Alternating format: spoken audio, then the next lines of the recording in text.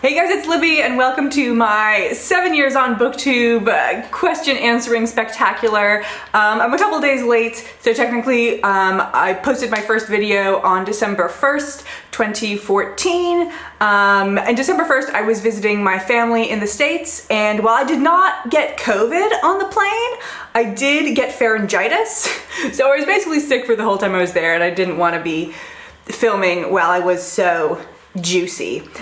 So a little bit of a sick delay. But yeah, now I'm here. I'm going to answer the questions that I received 2 weeks ago. So I am on the video that I posted asking for your questions, and I'm just going to go through in the order that YouTube has put them in. So we're starting with Shema, who asked me, first of all, I know you have seasonal depression, so I hope you're doing well. Thank you. I am currently doing pretty good. I was just in Virginia, which is much farther south and has much less cloud cover than the Netherlands, so I think I'm still sort of basking in all of that vitamin D. And yeah, everything currently fine. And also we're almost halfway through the winter. We're almost halfway through dark, cloudy time. And nothing too bad has happened so far. So I'm just trying to keep it PMA, keep it BSJ. For the 2 Dota fans I have watching this, it means keep it positive mental attitude, keep it banana slam jam up, which is, never mind. Okay, and then Shema says, besides that I have 3 questions. What are your top 5 favorite movies? I'm so excited to answer this question. I'm gonna give you more than my top 5. I'm gonna give you like my top 9. I have a list. It is in my Workflowy. If you guys ever wanted a recommendation for a list making app, I like Workflowy. It has you can use it on the web. And they also at least have an Android app. I'm not sure about you Apple people. But I do keep a list of my favorite movies, which currently has 1, 2, 3, 4, 5, 6, 7, 8, 9 films on it. So I'm gonna give you my top 9 movies. Number 9, Heavenly Creatures. It is an early Peter Jackson of Lord of the Rings fame project from like the early 90s with a very young Kate Winslet. It's about 2 girls who form a very intense friendship and then do a crime. Number 8 is 1960s Inherit the Wind, starring Spencer Tracy, Frederick March, and Gene Kelly in a non-singing role, which is about a sort of very fictionalized version, so they've changed the people and place names of the Scopes monkey trials. Number 7 is Phantom Thread. This is possibly the most recent film. No, I've got one more recent film. Second most recent film on my list, Phantom Thread. Daniel Day-Lewis's last project. I saw it twice in theaters, once with my spouse and once with my mom. So I'm a historical costumer, so obviously I like all of the historical sewing stuff. And also, I really liked the ending. I can understand people not liking the ending. And I think watching it twice helped with my appreciation of the ending.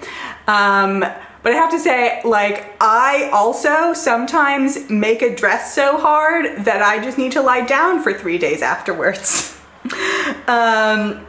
Number 9, 8, 7, 6 is Eternal Sunshine of the Spotless Mind. You may notice that I have a penchant for the sort of slightly weird. Heavenly Creatures definitely has some weirdness going on. Eternal Sunshine of the Spotless Mind is like the quintessential weird film that is still quite accessible. Jim Carrey is attempting to erase the memories of his girlfriend. Also Kate Winslet double feature here. And so much of the film is spent sort of exploring his memories as they are deconstructed and erased. Then number 5 is my sort of snobby art house pick, which is Persona. This is a 1966 Ingmar Bergman film, so it is in Swedish. So you guys know my favorite book is Rebecca. Like, I'm not gonna say Persona is exactly the same sort of thing as Rebecca, but if you like Rebecca, I think you will really like Persona.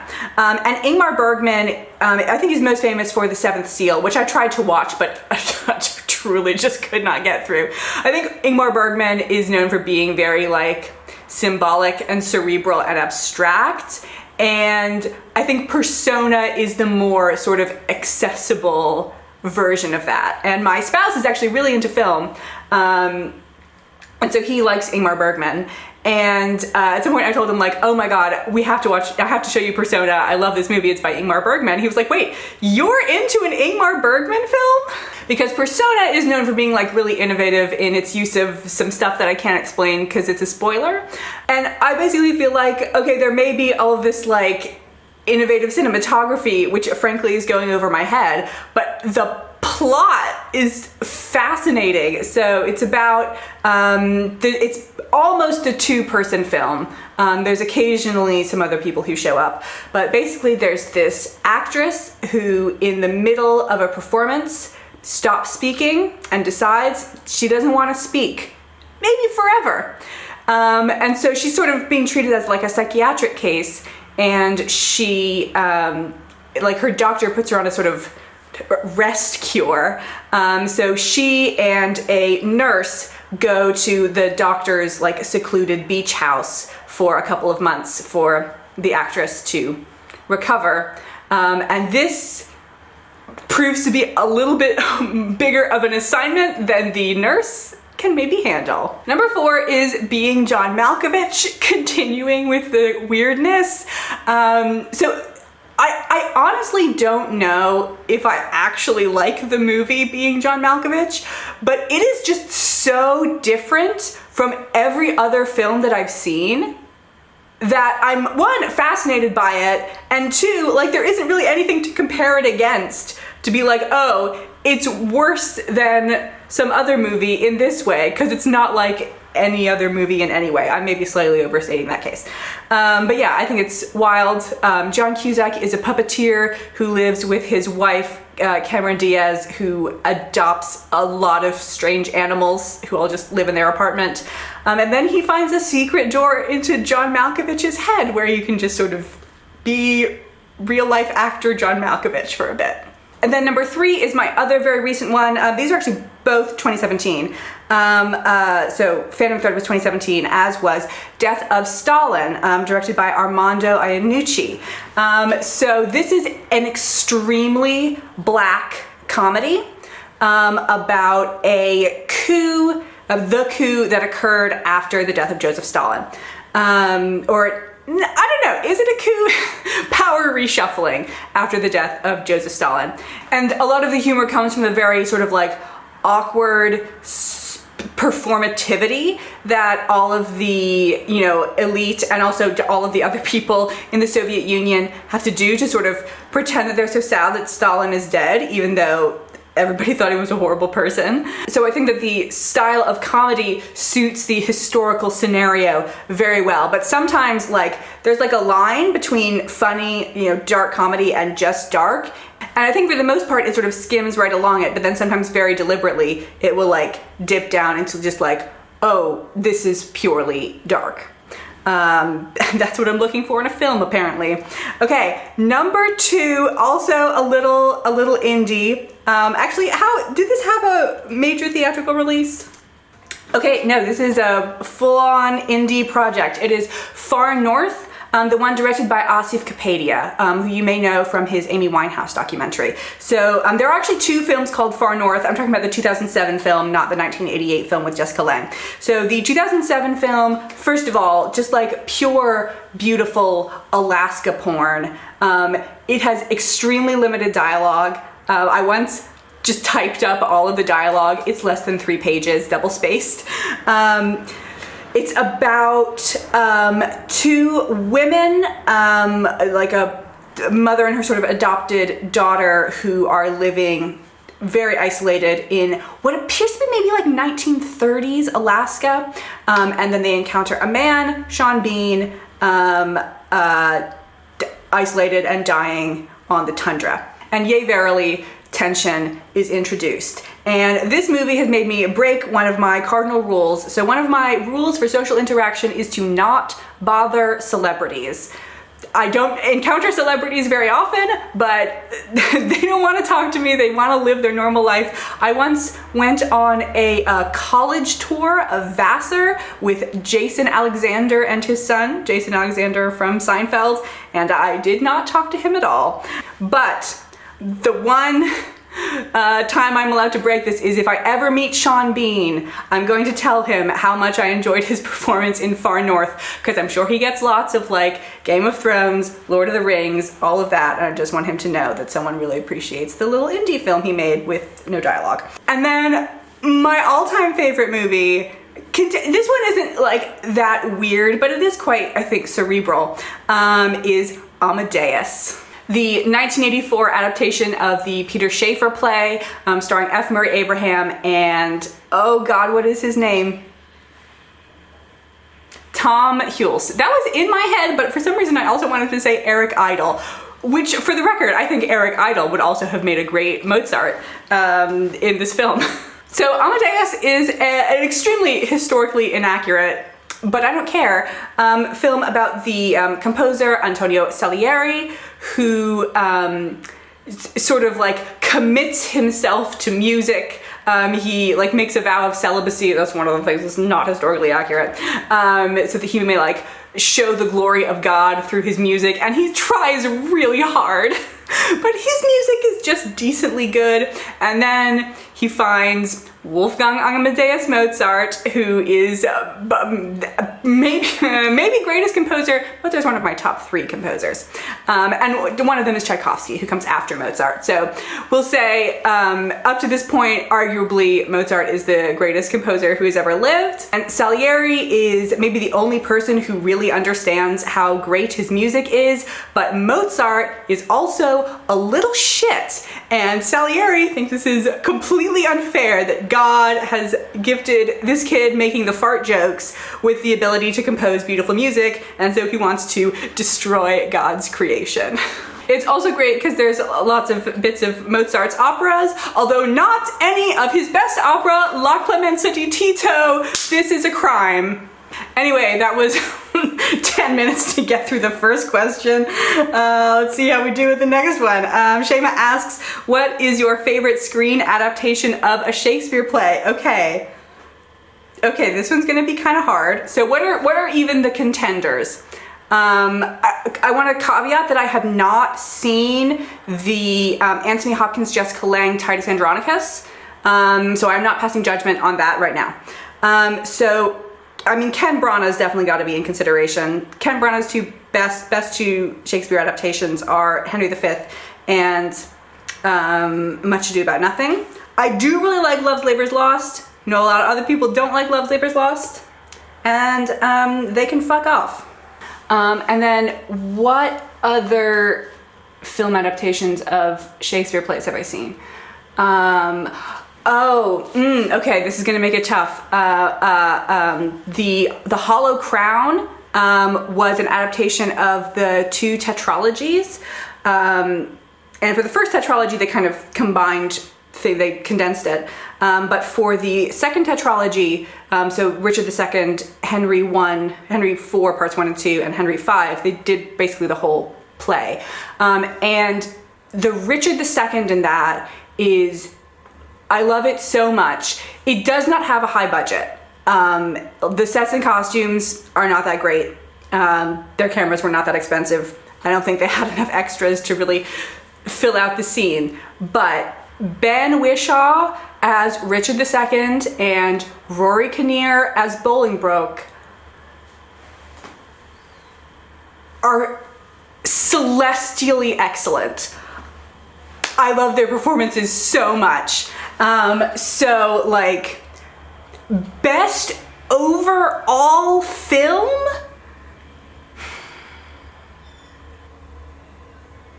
You know, I was debating between the 2 Ken Branaghs. Much Ado About Nothing does have Keanu Reeves in it, which kind of brings it down. Aside from that, completely inspired casting choices. I know a lot of people, when they talk about Much Ado About Nothing, they only talk about what a bad casting choice Keanu Reeves was. Denzel Washington tricked me into thinking that Don Pedro is an interesting character. He played that so well. And let's get Beetlejuice to play Dogberry. Hell yeah. And also, like, no one was casting Robert Sean Leonard in Shakespeare roles. No one was casting Kate Beckinsale in Shakespeare roles. I think that was like her first major film role. And then you got Ken and Emma as our fucking leading couple, and it's amazing. Everything, all all of the casting is superior aside from Keanu. And then Henry V, I do really like the sort of new takes that Ken brought to a filmed production of Henry V, mainly by making his big speech sad. But there are some boring parts. I actually don't like that he includes scenes from the earlier plays, because this play is already too fucking long.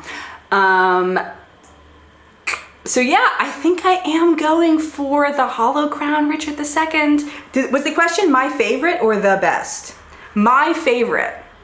Okay, my favorite, where I'm willing to overlook lower production values, I think more than the average person is. So yeah, I'm going with Hollow Crown's Richard II. And Seamus, the last question I can hopefully answer faster is, what hair dye do you use, because your hair looks amazing? Thank you. It's a L'Oreal Excellence product. Let me go get it so I can give you the exact number. So it's actually a L'Oreal Preference product. I think I used to use Excellence. I've gone through a couple of different ones as like colors get discontinued. Yeah, it's the 6.66 London with this lady on the cover. Okay, got through one person's questions. Okay, PC asks, congratulations on being YouTube for 7 years. Keeping in theme of your 7th year anniversary, my question is 7 books you would recommend everyone read. Ooh, this is a tricky one. Okay, so I feel like when people talk about the best, sometimes they want your favorite, sometimes they want what is objectively the best, and sometimes they want something everyone should read. Does this have to be books that I have read? Because I think more people should read Das Kapital. I also have not read Das Kapital. So I will keep it to things that I have read. So number 1, novel. Okay, it's very easy for me to identify my favorite novel, but a novel I think everyone should read? This is so hard. I'm gonna do more of a rapid fire version. I'm just gonna say the first thing that comes to my head. So, Jonathan Strange and Mr. Norrell. Play, Hamlet. It's not my favorite Shakespeare, but it is the Shakespeare that will help you the most. Short story. Short story. The Lottery by Shirley Jackson. Manga. I have only read Death Note and I can't recommend that. Actually, no, I've read Barrier, which is not a manga, it's a graphic novel. A graphic novel is separate. Okay, yeah, I've only read half a manga series and I don't recommend it. Graphic novel, so I just said Barrier, which I think is actually technically a comic. Do I have one that I prefer? I do like Nimona. Nimona's very camp. I'm good with Barrier. It's in 2 languages, so brush up on your Spanish. 6, non-fiction. Non-fiction, I think everyone should read. Caveat that I have also read. Okay, I am going to go with Arundhati Roy's Introduction to Annihilation of Caste by B.R. Ambedkar. It's like 150 pages. It could be its own standalone work. And then 7 is anything else that comes to mind. Okay, so something that is not a novel, a play, a short story, a manga, a graphic novel, or nonfiction.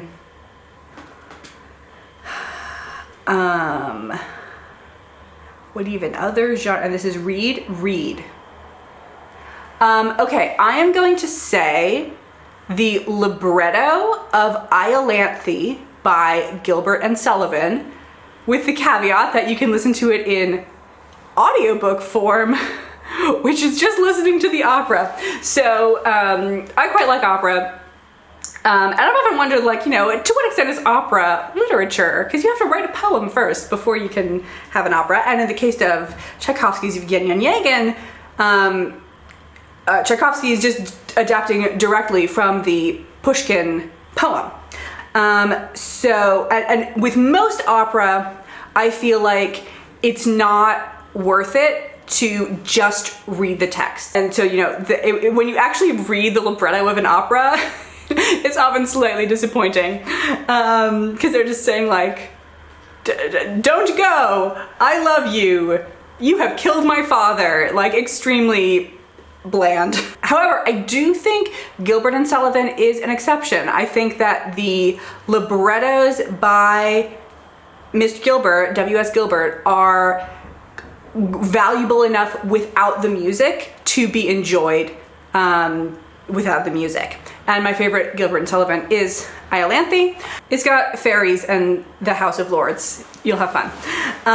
Okay, Joe Smith says, congratulations on 7 years, Libby. Thank you. What is your favorite type of booktube video to make? Wrap-ups, Bard Book Club, etc. Okay, I'll tell you right now, it is not Bard Book Club. Those are so much work. Okay, favorite videos to make. I think it's like the sort of unconnected ones, the ones that like aren't really part of a series where I'm just like, I have something to say about this, blah, blah, blah, blah, blah. So, what are examples? A top 10 gay Shakespeare characters is, I think, probably my favorite video I've ever made, which is technically part of the Bard Book Club, but involved way less prep work. And the one I did about reading in Jane Austen or in Jane Eyre, yeah, those ones. Okay, she also says, which is your favorite video you've made over the years? I already answered that one, top 10 gay Shakespeare characters.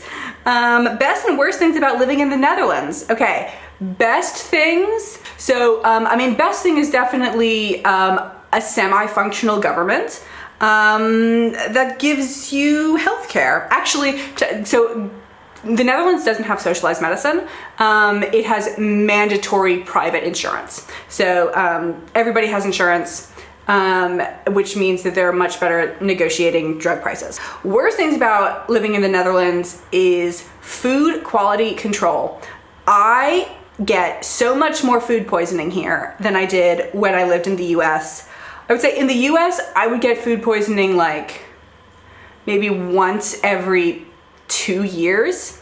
Here, I get probably 3 or 4 rounds of minor food poisoning per year, where there's like an hour or two where I'm feeling pretty dodgy, or like a day or two where every time I eat something I feel sick. And then I have a severe case of food poisoning probably every 18 months. It's mainly caused by avocados. If you're in the Netherlands and you see an avocado that is even a tiny bit suspicious, don't eat it. I've thrown out so many avocados since moving here.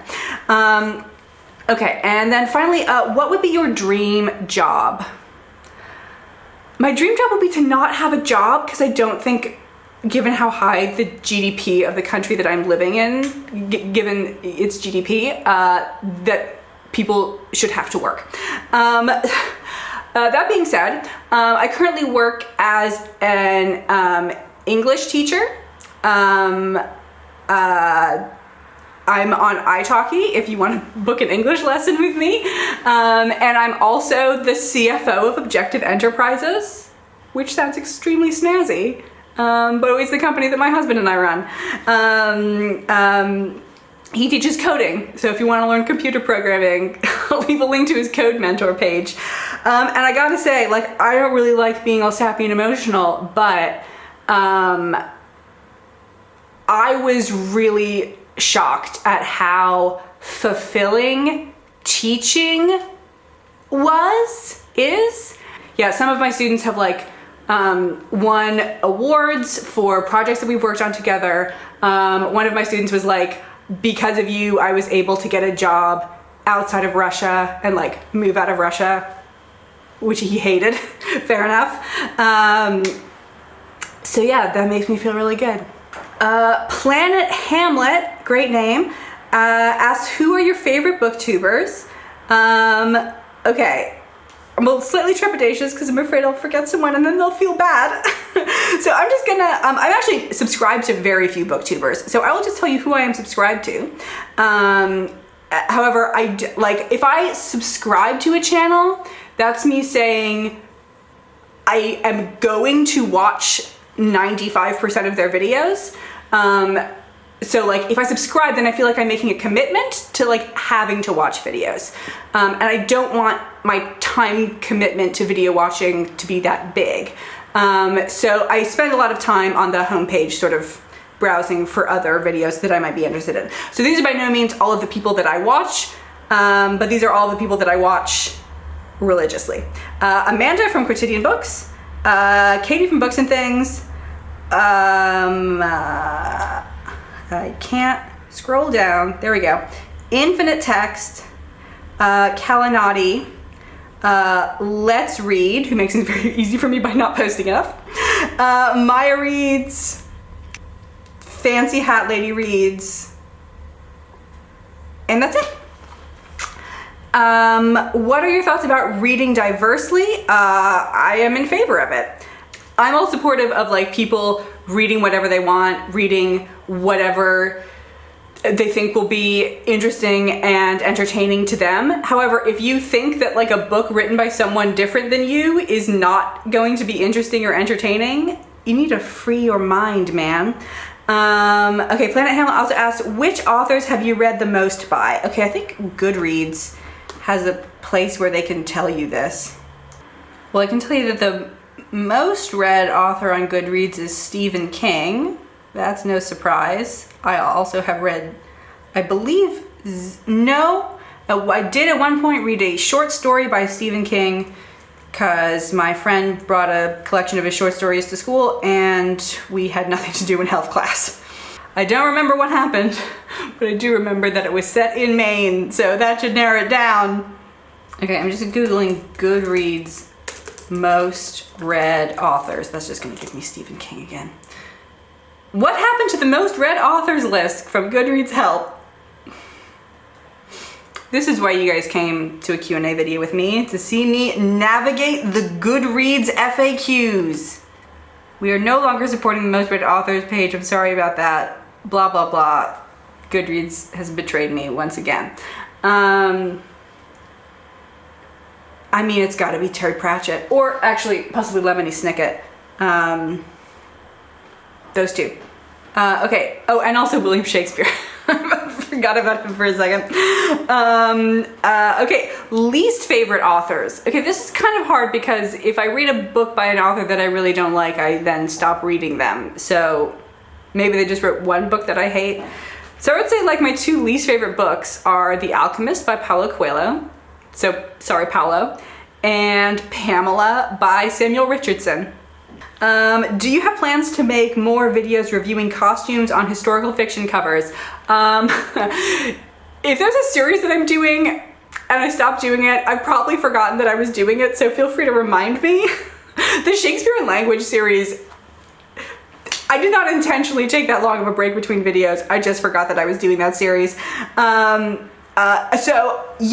I've kind of gone through all of the books that I am aware of that I have something to say about, but if you have books that you want me to review the costumes on their covers, let me know and I will start making a list for the next video. Okay, I'm gonna try so hard to pronounce your name. I think it is Czech. So we're going with Lana Chelebek. I'm confident about the Lana. So she asks, what are your top 3 books of all time? And then what is the best book you've read so far this year? Okay, I'm very confident about number 1 book of all time. And actually, I think I'm pretty confident about number 2. Now I have to go look at what books I read to see what number 3 is. Does Shakespeare count? Because that might fuck things up. I'll give Shakespeare 1 slot to make this easy. So in that case, it is, where'd it go? Oh, it's on my TBR for this month, so I moved it. Rebecca by Daphne du Maurier is number 1. Number 2, I think it's gotta be Maurice by E M Forster. Early 20th century fucking taking the cake here, guys. And then Measure for Measure by William Shakespeare. All at least possibly queer. But E M Forster confirmed. Other two, question mark. So this one's not early 20th century, it is early modern. I think, you know, there's a lot of art that I like from the 19th century, but I think deep in my heart, I am an early modern girl. Okay, Amanda from Quotidian Books asks, how has your channel changed in the 7 years? I think I've gotten a lot better at talking to the camera, which is not surprising. I cannot go watch my old videos. I have this extremely artificial sing-songy voice. Don't know what's going on there. What is your favorite Dutch treat? Oliebollen. So this is fascinating, but the Dutch do not know how to make donuts. They do not understand a donut. I don't even think they do yeast raised donuts, like boiled donuts. I think they just do like the baked donuts, which are so inferior. And yet they have completely mastered the art of oliebollen, which are just donuts without the hole in the middle. It's just like a ball of yeast that you fry and then cover in sugar. And sometimes you can stick like raisins in it or like some bits of apple in the middle, which is very good. Oliebollen are amazing and also only available in the winter. So we are in mid oliebollen season. Actually, I think I have some. Yeah, here we go. So David got me a whole big bag when I came back from the United States, but I could not eat them fast enough. And they're really, you gotta get them fresh. They're much less good when they're not fresh. I'm still gonna take a bite. Oh my God, oh, that's really hard. Okay, maybe if I fail. I would also like to give an honorable mention to the fresh stroopwafel. So you've probably had stroopwafels, you may have had stroopwafels in their pre-packaged form. They're kind of like an extremely thin waffle with like a vanilla caramel sandwiched in between two of them. And they're extremely chewy. Fresh stroopwafels are a completely different eating experience. Like it really feels like there's just one consistency in the pre-packaged ones, but in the fresh one you can really taste the difference between the waffle and the caramel. And also they'll like dip it in chocolate and sprinkle like mini M&Ms or pretzels or almonds or whatever you want on top. Then she says, what is your favorite winter holiday song? I have strong opinions about this. It is Ryu Ryu Chiyu, actually by Anonymous, I think, which is a 16th century, early modern again, Spanish Christmas carol. I'll leave a link to my favorite a cappella version down below. It has the fabulous line, Cristo Patriarca de carne vestido, which I do understand what it means liturgically, but it can also literally be translated as Christ the Father in a meat suit. And Amanda finally asks, for what is Nova most thankful? Nova, my cat, is most thankful that there are no other kitties in the house. She is very much a people person, not a cat person. So we got her from the Humane Society, which is like the main American animal shelter. And we think she had been born and they had picked her up from a hoarder. We don't know if the hoarder was hoarding cats, which can be really terrible, or if they were hoarding other things and just happened to have some cats. So they picked her up when she was like 2 months. We adopted her when she was 7 months. And the other cats at the Humane Society were mean to her because she was a little bit smaller, and she came to the Humane Society with her brother who was named Zeus. And like he would steal her food, and then this gave all of the other cats the idea that they could steal her food as well. So she really likes that she does not have to share any food with other kitties. Okay, Actual Spencer asks, if your life was a book, which book would it be? If my life... Do you mean like plot-wise or tone-wise? Or what main character am I most similar to? I mean, it's really hard to say plot-wise because I'm hopefully still very much in the first half of my life. I'm so sorry, I don't think I have an answer for this. And also, what book has your favorite or most historically accurate cover? Okay, I know I've made a whole video series expressing very strong opinions about this. I barely notice book covers. They're not something I'm particularly interested in. What's got one that I like? Let's see, do I have the good... I actually think both Meaning of Night covers are pretty good. So here's the hardback, which I currently have, which is just guy holding a knife behind his back. And I also quite like the sort of top hat paperback Meaning of Night cover. Okay, I do feel like I have to go reapply my lipstick now that it's all over a Dutch donut. Okay, they also have the most historically accurate cover. I mean, the Meaning of Night covers are not historically inaccurate. They're something like the 1850s, and I think they do a pretty good job. Okay, last one. A asks, what is the longest series you've read so far? I feel like I missed one. Sorry, I missed Lana's second question. What's the best book you've read so far this year? What books have I read this year? I have a feeling that it's one that I read all the way back in January. That one's kind of been sticking in my brain, but I have to check if something has displaced it. Also, I'm not going to count rereads for this. Okay, so the one I think it is Lincoln in the Bardo. Let me do a check to see if I've read anything that I like more.